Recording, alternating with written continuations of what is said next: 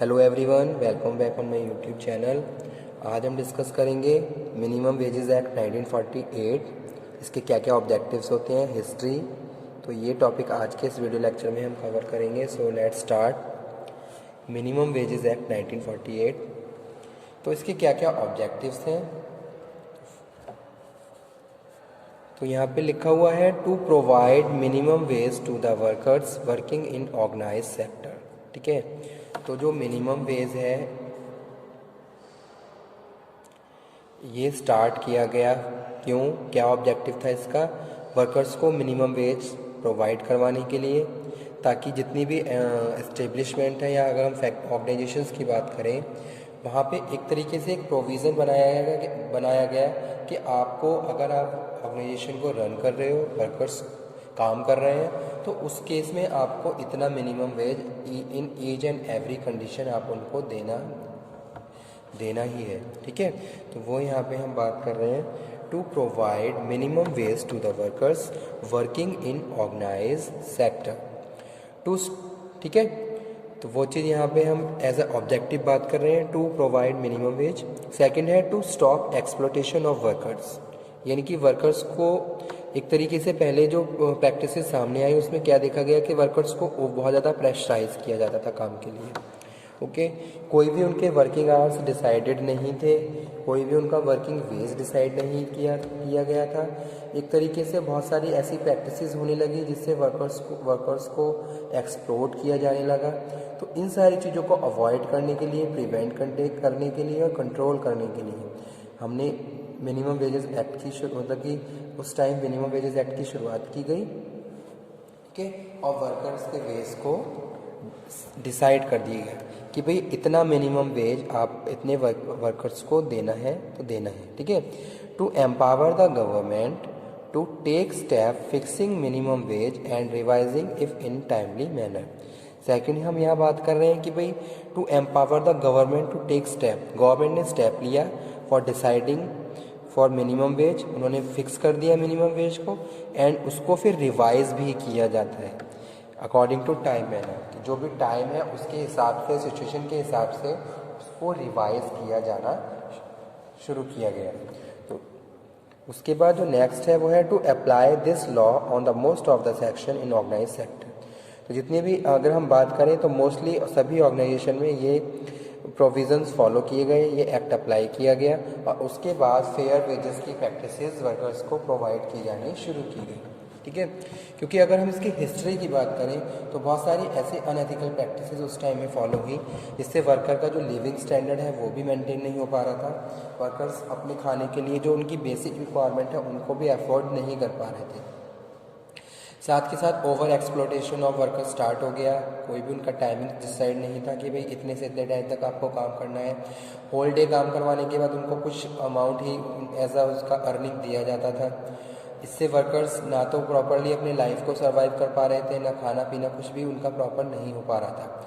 और कहीं ना कहीं इसका इफ़ेक्ट हमारी जो कंट्री है उस पर इकोनॉमिकली पड़ने लगा। तो जब इस तरीके की प्रैक्टिसेस बहुत सारी सामने आई तो गवर्नमेंट ने, और हमारी जो इकोनॉमिक टर्म है यानी कि हमारा जो इकोनॉमिक स्टेटस है वो डाउन होने लगा, तो गवर्नमेंट ने क्या करा, कुछ प्रिवेंटिव एक्शन लिए। जैसे कि हमने बात करी थी कि फैक्ट्री एक्ट 1948 की, तो उसमें बहुत सारी प्रैक्टिसेस, बहुत सारे प्रोविजंस बनाए गए जो वर्कर्स की फेयर प्रैक्टिसेस के लिए थे, वर्कर्स के हेल्थ इशू एंड वेलफेयर के रिगार्डिंग थे। उसी के बाद उसी के साथ मिनिमम वेजेस को भी शुरुआत किया गया। ठीक है, मिनिमम वेजेस की शुरुआत की गई ताकि इन सब चीज़ों को रोका जा सके और वर्कर्स को उनके काम के हिसाब से पैसा दिया जाए। ठीक है, जैसे कि जो भी उनके वर्किंग आवर्स हैं, एक दिन में जो 9 वर्किंग, उसके जो 9 घंटे के वर्किंग आवर्स हैं उसके हिसाब से उनको पैसा दिया जाना चाहिए। तो ये प्रोविज़न इस एक्ट के द्वारा शुरू किया गया। ठीक है, अब आ जाते हैं इसकी हिस्ट्री। क्या है इसकी history? The initiative by the Shri KGR Chaudhary in 1920 set up Board of Determination of Wages. ठीक है, The International Labour Conference adopted Convention 26 and 30 in 1928 in relating to wages fixing machinery in trades or part of trades. A minimum wage bill was introduced in the Central Legislation Assembly तो ये क्या है, एक central legislation assembly के द्वारा इसकी शुरुआत की गई on 11/4/46 1946 and came into force 15th March 1948। Okay, उसके बाद हम बात करेंगे the committee on fair wages set up in 1948 to provide guideline for wage structure. तो जो कमेटी आई, कमेटी ने क्या है, गाइडलाइन बनाई, कुछ स्ट्रक्चर बनाया, उनको प्रॉपर्ली प्रिस्क्राइब किया गया कि भाई ये प्रोविजंस लागू होंगे अगर हम अपने वेज के डिटर्मिनेशन के लिए, वेज के रिवाइजेशन के लिए। तो वो यहाँ पे हम बात कर रहे हैं the committee on fair wages set up in 1948 to provide guideline for wage structure. ठीक है, शॉर्ट टाइटल और एक्सटेंड क्या है जो सेक्शन फर्स्ट में आता है, इसमें हम बात कर रहे हैं this act the minimum wage act 1948 extend to whole of India, यानी कि ये क्या है, पूरे इंडिया में एप्लीकेबल है। This act may be called the minimum wage act 1948। Okay, इसको मिनिमम वेजेस एक्ट 1948 बोलते हैं। फीचर्स क्या है, सेक्शन 3 आते हैं। The act lay down the principles for fixation of minimum time rate of wages. ठीक है, यानी कि यहाँ पे हम क्या बात कर रहे हैं, fixation of minimum time rate of wages, यानी कि जो भी टाइम प्रिस्क्राइब है उसके हिसाब से क्या वेज होना चाहिए वो फिक्स किया गया। आ मिनिमम पीस रेट, यानी कि जो पीस रेट पे जो वर्कर्स काम करते हैं उनका जो वेज है वो भी डिसाइड किया गया कि पीस रेट पे अगर हम वर्कर्स को हायर कर रहे हैं तो किस तरीके से उनको वेजेस दिए जाएंगे, वो यहाँ पे हम बात कर रहे हैं। A guaranteed time rate decided and fixed by the central legislation authority, and overtime rate for the different occupation। ठीक है, ओवरटाइम का क्या प्रोविज़न है, उसका क्या रेट है, और अलग अलग लोकेलिटी के हिसाब से, क्लासेस के हिसाब से, वर्कर्स के, जैसे कि हम बात कर रहे हैं एडल्ट, एडोलसेंट और यंग। ठीक है, तो वो यहाँ पे हम बात कर रहे हैं एज अ फीचर। सेक्शन 4 में हम बात कर रहे हैं किसकी, The minimum wage may consist of a basic rate of wage and cost of living of allowances। ठीक है, तो जो बेसिक मिनिमम वेज है वो कंटेन करता है क्या, बेसिक रेट वेजेस को और जो लिविंग के जो अलाउंसेस होते हैं उनके बारे में, उसके हिसाब से इसको क्या है सेट किया गया, फिक्स किया गया। A basic rate of wages with और without the cost of living allowance and the cash value of concession in receipt of essential commodities supplied at. Okay, eligibility पे आ जाइए, क्या क्या एलिजिबिलिटी है। तो परमानेंट एम्प्लॉयज़ एप्लीकेबल है, contract employees पे एप्लीकेबल है।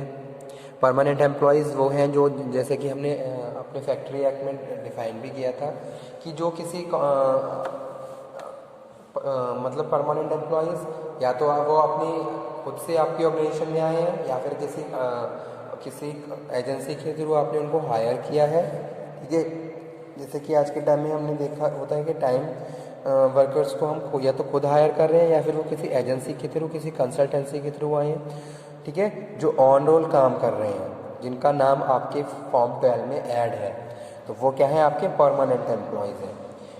ठीक है, उनको हम परमानेंट एम्प्लॉयज़ बोलते हैं। उसके बाद जो नेक्स्ट है वो है कॉन्ट्रैक्ट एम्प्लॉयज़। कॉन्ट्रैक्ट एम्प्लॉयज़ में हम बात कर रहे हैं द एम्प्लॉय जो किसी कॉन्ट्रैक्ट के अंडर में, किसी कॉन्ट्रैक्टर के अंडर में है और वो हमारे साथ काम कर रहे हैं, हमारी ऑर्गेनाइज फैक्ट्री में काम कर रहे हैं। ठीक है, लेकिन वो है किसी कॉन्ट्रैक्ट के अंडर में, यानी कि उनका कोई कॉन्ट्रैक्टर है जिसके थ्रू वो हमारी फैक्ट्री में काम कर रहे हैं, तो उनको हम कॉन्ट्रैक्ट एम्प्लॉयज़ बोलते हैं। ठीक है, जो कि परमानेंट नेचर में नहीं है, कॉन्ट्रैक्ट नेचर में। उसके बाद कैजुअल वर्कर्स, ओके, जो परमानेंट नहीं है, फॉर्मली काम नहीं कर रहे हैं, कैजुअल हैं।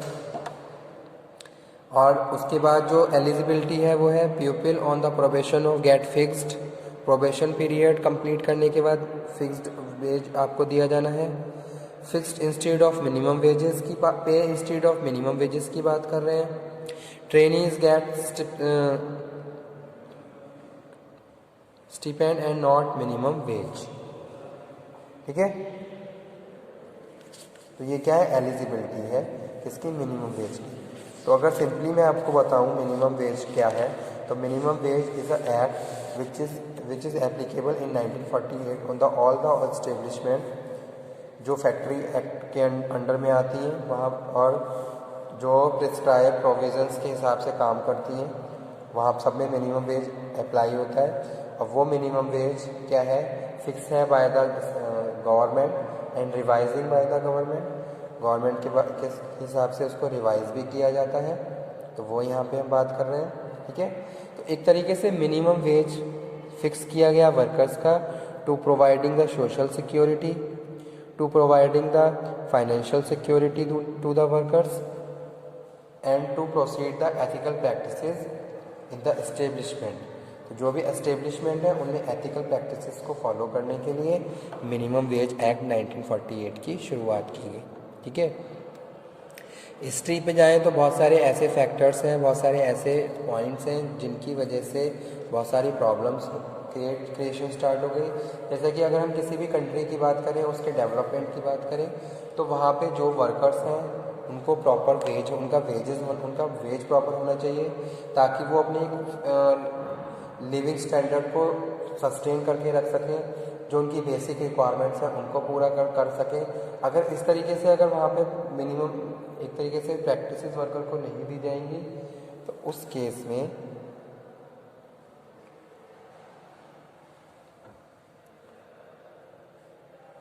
वर्कर्स का जो इकोनॉमिक स्टेटस है वो डाउन हो जाएगा। तो उसको सस्टेन करने के लिए, मेंटेन करने के लिए मिनिमम वेजेस एक्ट की शुरुआत की गई, ठीक है।